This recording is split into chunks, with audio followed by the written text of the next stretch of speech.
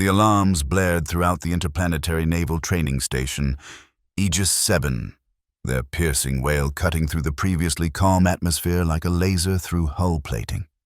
Lieutenant Mara Sinclair's hand froze over her tactical display, her eyes darting toward the flashing red emergency indicators. Something was wrong with the gravity. "All personnel, secure positions," announced the station's automated system. "Gravity fluctuation detected. Preparing compensation protocols." Mara felt it immediately. The peculiar lightness in her limbs, the subtle lift of her short-cropped dark hair. The sensation lasted only moments before she felt herself growing heavier, her boots pressing harder against the deck plating as the gravity increased. At 32, she'd experienced her share of gravity malfunctions during her career with the Interplanetary Navy. But this felt different, more deliberate. "Status report," she barked at her team of reserve Marines, who looked up from their training simulations with expressions ranging from confusion to alarm.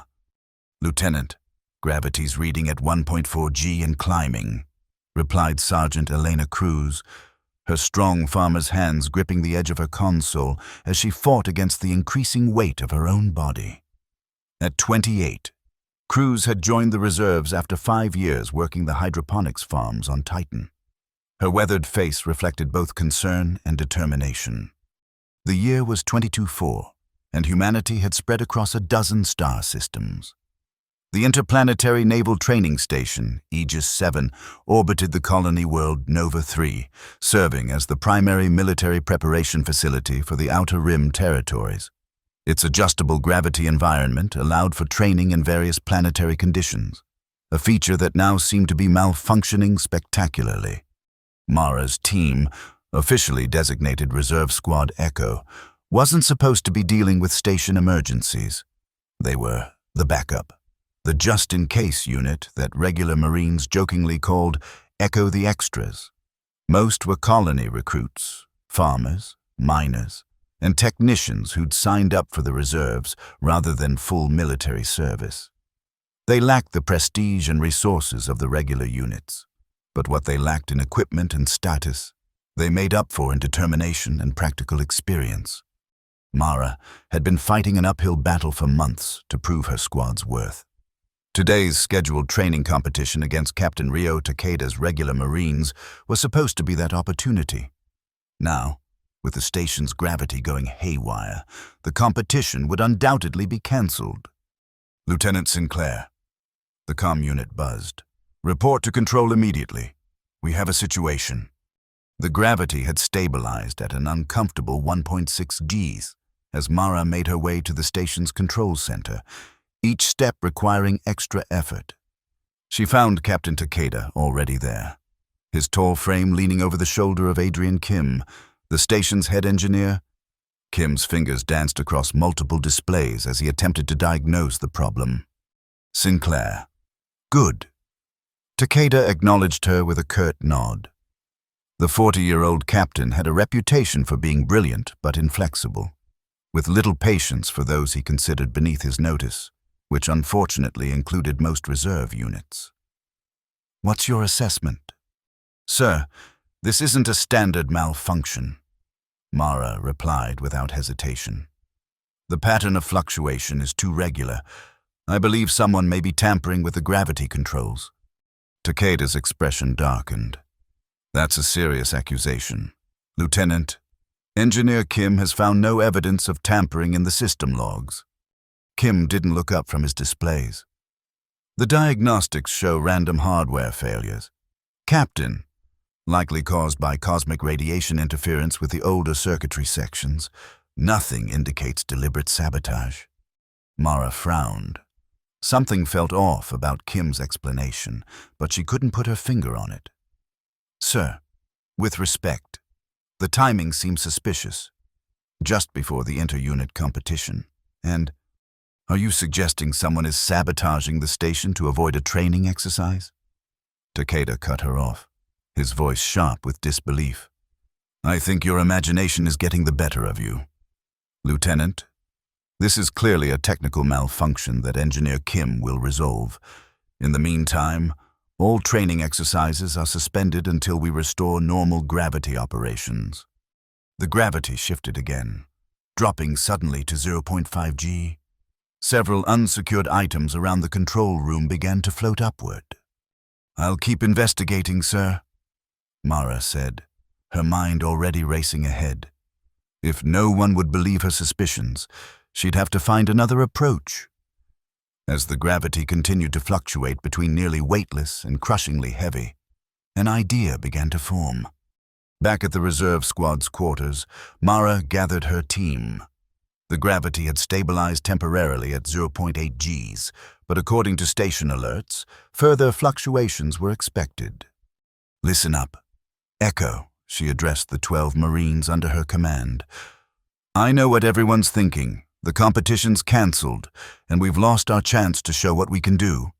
"More like we've been saved from humiliation," muttered Corporal Jackson, a stocky ex-miner from the asteroid belt colonies. "Takeda's Marines have better gear, better training facilities, and they've never had to adapt to changing conditions like we have." Mara interrupted. "That's our advantage.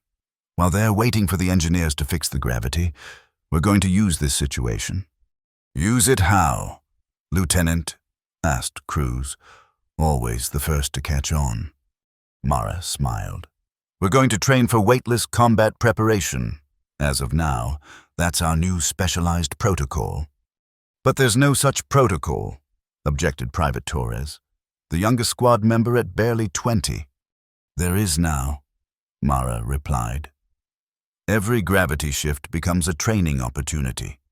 I want 3-person teams practicing movement, weapon handling, and tactical maneuvers under changing gravity conditions. When it's heavy, we work on strength and endurance. When it's light, we practice 0G combat techniques." The squad exchanged dubious glances, but Mara pressed on. "The regular units are sitting idle, waiting for normal conditions. But in real combat, conditions are never normal. Adaptation is what keeps Marines alive." Over the next 48 hours, as station engineers continued to struggle with the gravity system, Echo Squad threw themselves into Mara's improvised training regimen. They cleared their quarters of anything not bolted down and turned the space into a fluctuation-ready training zone.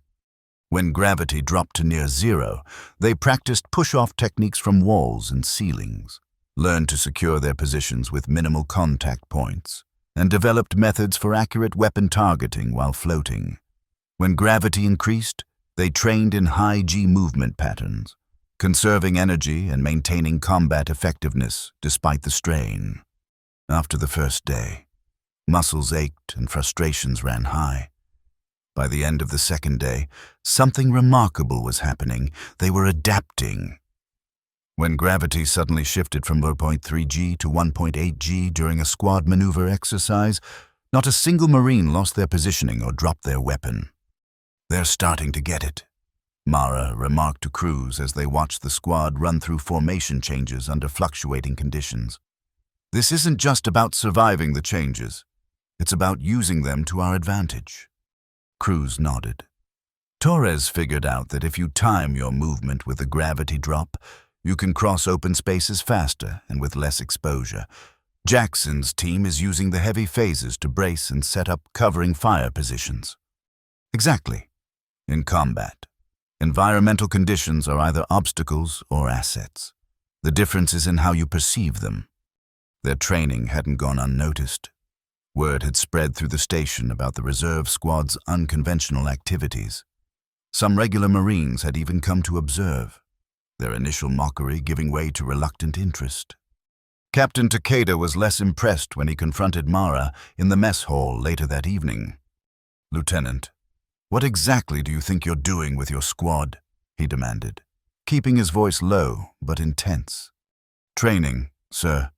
Adapting to current conditions.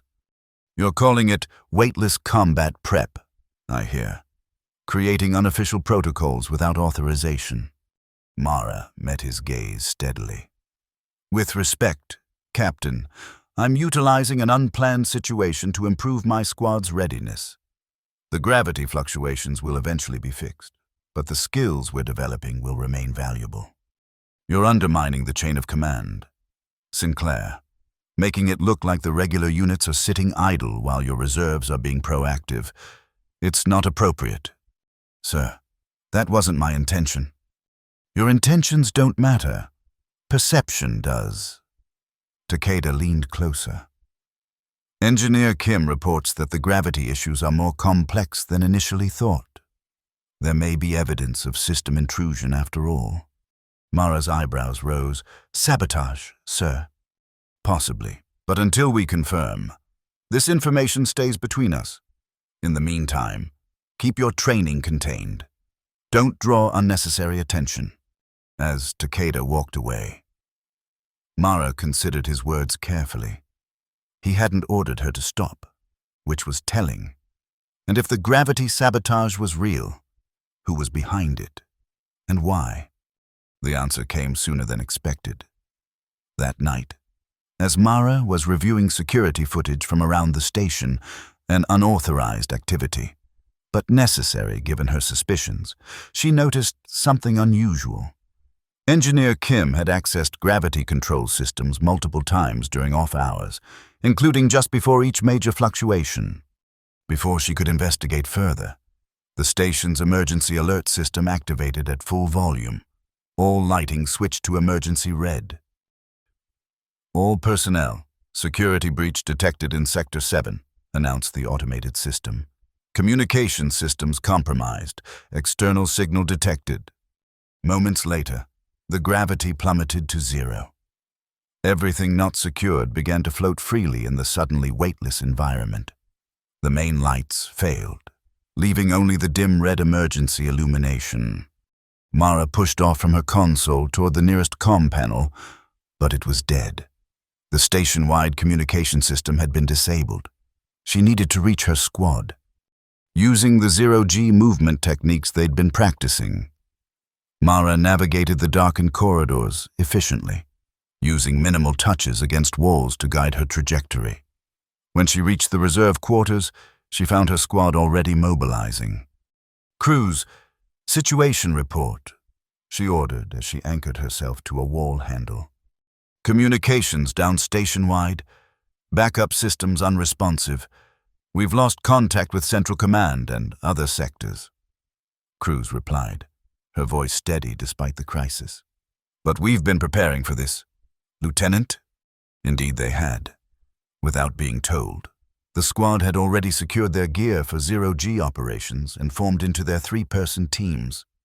"Lieutenant," called Torres from near a ventilation duct, "I'm picking up unusual electromagnetic signatures, non-standard frequencies, definitely not ours." Mara moved to examine Torres's scanner. The readings confirmed her worst fears. "Those are Heshatal communication signatures. We've got alien infiltrators on board."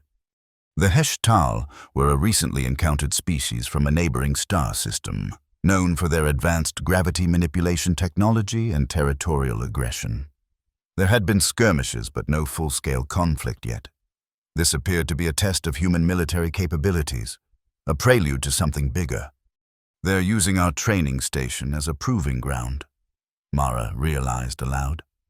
"Testing our response capabilities by manipulating our environment." "What's the plan, Lieutenant?" asked Jackson, his weapon already prepped for zero-G combat.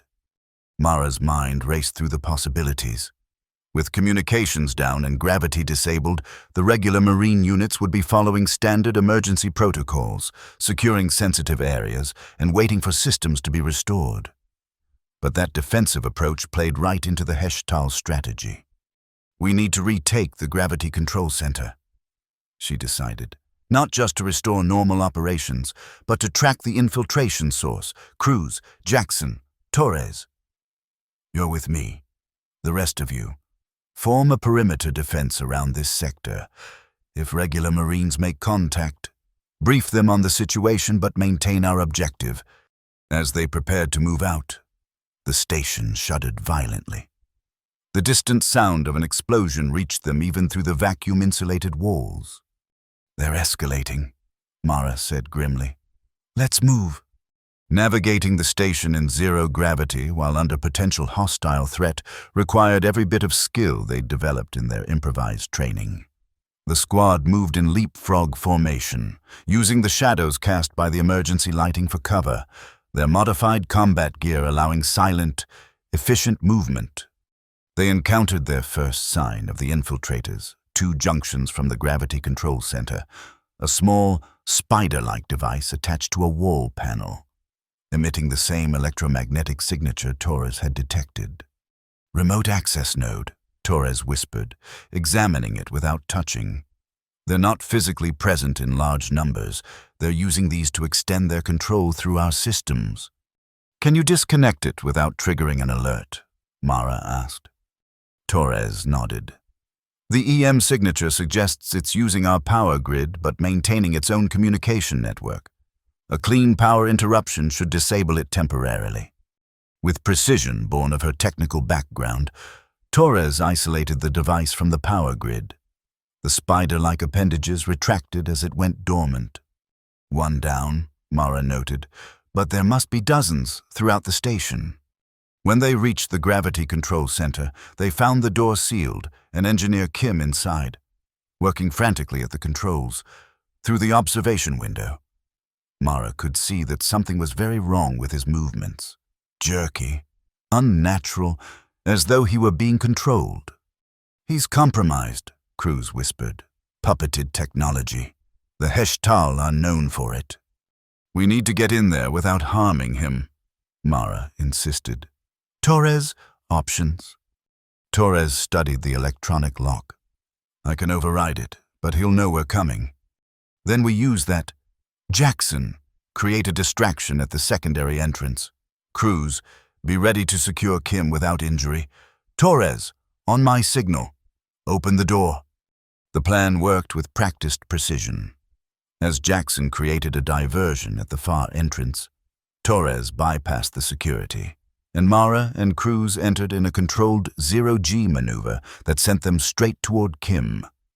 Cruz secured him with a specialized restraint technique they'd developed for zero-G apprehension, while Mara took control of the gravity systems.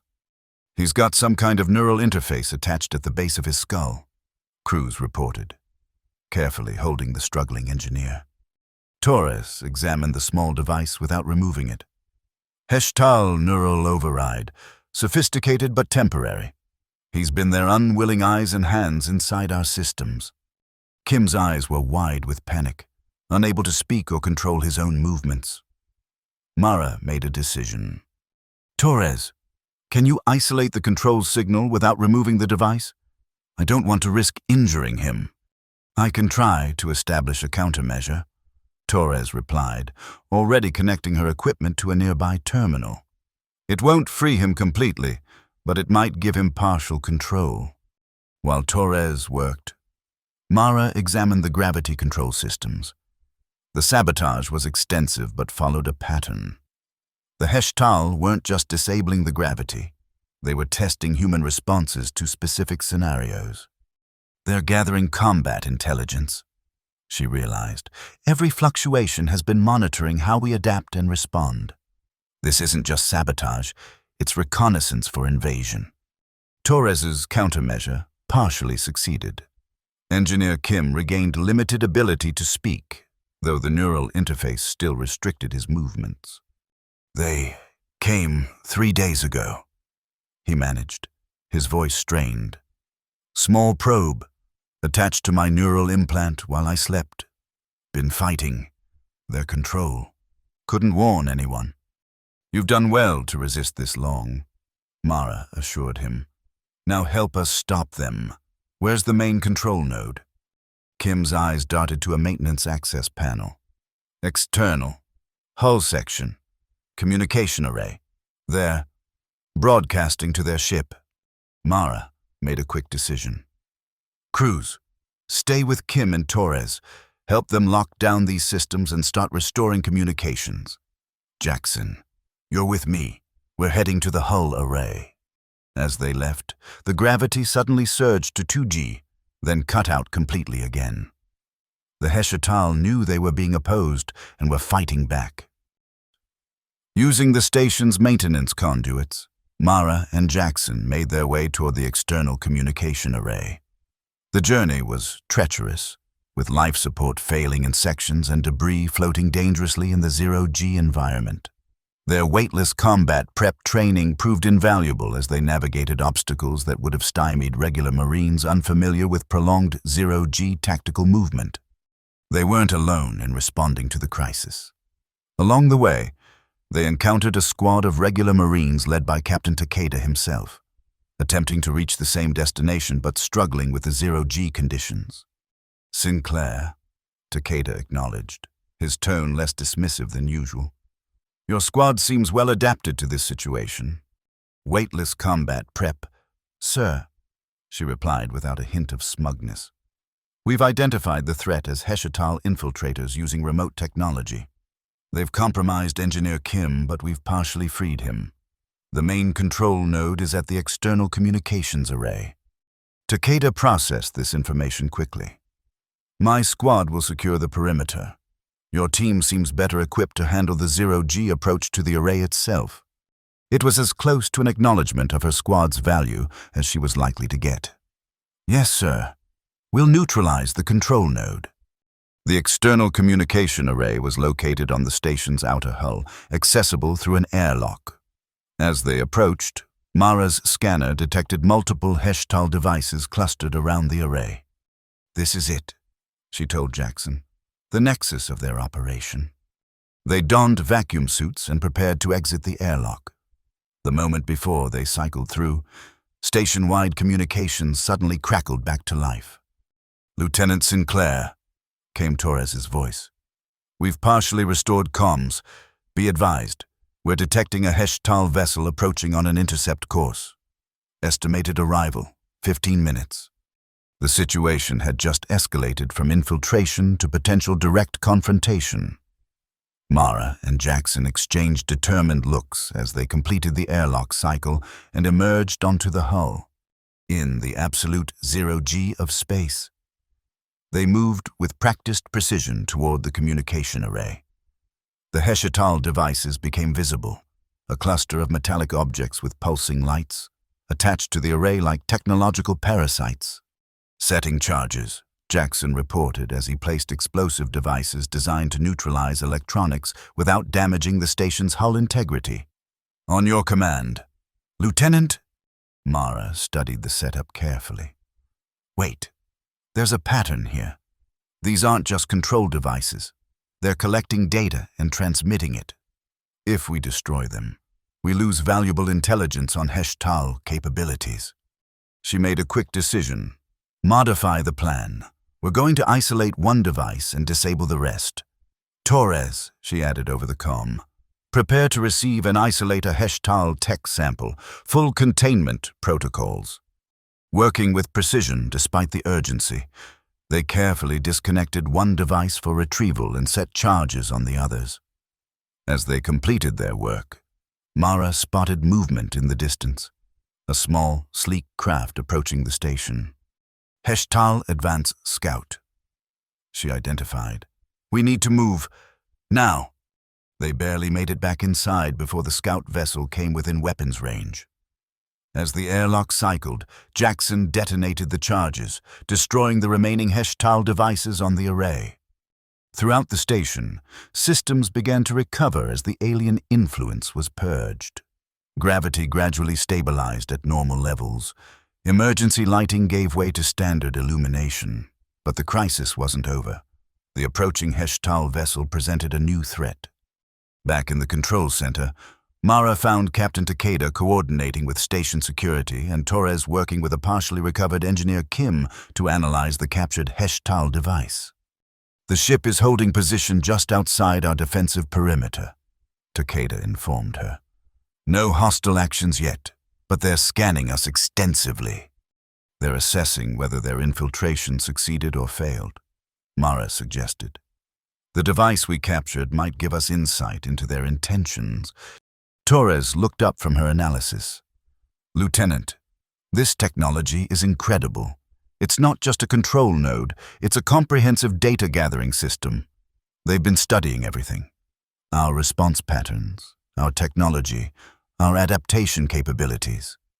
Which means this was never about attacking the station. Mara realized.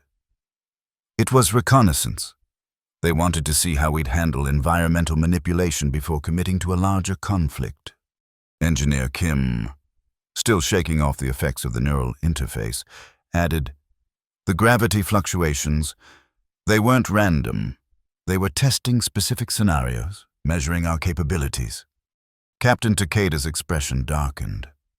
"And what have they learned about us?" Mara thought about her squad's response, how they'd turned a crisis into an opportunity, adapting when conventional approaches failed. "They've learned that we're resourceful," she said with quiet confidence, "that we can turn their own tactics against them, that humans don't just endure challenging conditions, we master them." As if in response to her words, the Heshatal vessel abruptly changed course, accelerating away from the station. "They're retreating," Takeda observed with surprise. "Or reporting back," Mara countered. This was never meant to be a direct confrontation. They got what they came for, intelligence. Now they'll analyze it and determine their next move. In the days that followed, Aegis 7 returned to normal operations, though with heightened security and new protocols for detecting alien technology. Engineer Kim made a full recovery. The Heshtal neural interface removed safely and added to the growing collection of intelligence on the potential adversary. The station commander called a special assembly to address the incident. Standing before the gathered personnel, he commended those involved in resolving the crisis. "This station experienced an unprecedented challenge," he announced. "One that tested not just our systems but our ability to adapt and overcome. While many contributed to our successful response, I want to particularly recognize Lieutenant Sinclair and Reserve Squad Echo for their innovative approach." Mara stood at attention as the commander continued. What began as an unauthorized training adaptation, this weightless combat prep, proved to be exactly what was needed in a crisis. Lieutenant Sinclair recognized that changing conditions require changing tactics, that adversity can become advantage with the right perspective. He turned to address all assembled personnel directly. "Let this be a lesson to us all. In the void of space, against unknown adversaries, our greatest weapon isn't our technology or our firepower, it's our adaptability, our willingness to embrace challenging conditions and turn them to our advantage."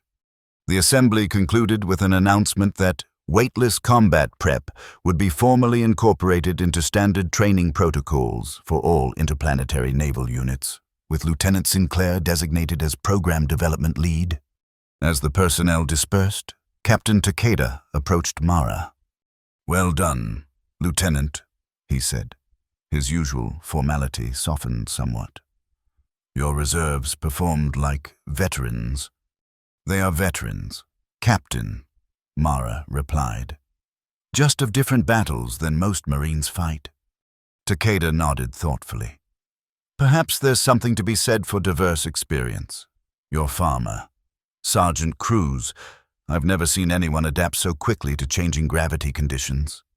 When you grow up adjusting irrigation systems in Titan's variable gravity greenhouses, you develop a certain intuition." Mara explained. "Each of my people brings skills from their civilian lives that enhance their military capabilities.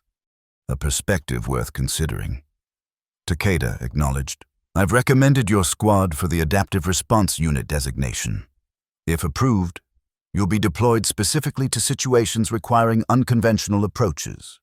It was more than Mara had hoped for, not just recognition, but the opportunity to continue developing their unique capabilities. The Heshatal threat remained on the horizon. Intelligence reports indicated increased activity near the border regions, suggesting that the information gathered during the Aegis 7 infiltration was being incorporated into their strategic planning. 2 weeks after the incident, Mara gathered her squad, now officially designated Adaptive Response Unit Echo, for their new assignment briefing. "The Heshatal are probing other facilities," she informed them, displaying tactical data on the main screen. "Using what they learned here to refine their approaches," Our job is to stay one step ahead, to anticipate their adaptations and counter them before they're implemented. So we're the anti-adaptation team, Cruz observed with a hint of irony. Adapting to their adaptations. Exactly. We know how they think now, what they value in tactical assessment. We can use that knowledge against them. The squad had changed in subtle but significant ways since the crisis. They carried themselves with the quiet confidence of Marines who had faced an unknown enemy and prevailed. The disparaging Echo the Extras nickname had been replaced with the more respectful Gravity Masters among the regular units. As they prepared for deployment, a priority communication came through from Nova 3 Orbital Command. A faint signal matching Heshtal patterns had been detected near one of the outer mining colonies. It appeared their adversaries were ready for the next round of their strategic game. Looks like we've got work to do, Mara told her team. The Heshtal think they've learned how we respond to challenges. Let's show them they've only seen the beginning of human adaptability. As Adaptive Response Unit Echo boarded their transport vessel, the artificial gravity briefly fluctuated, a minor system hiccup that would have disoriented most personnel. Mara's squad adjusted without breaking stride, their movements fluid and confident regardless of the changing conditions. They had transformed what was meant to be sabotage into an opportunity for excellence. Whatever challenges awaited them, they would face them the same way, not by fighting against difficult conditions, but by embracing them as the very tools they needed to succeed. The transport doors sealed, and the vessel departed Aegis 7, carrying the newly minted specialists toward their first official mission.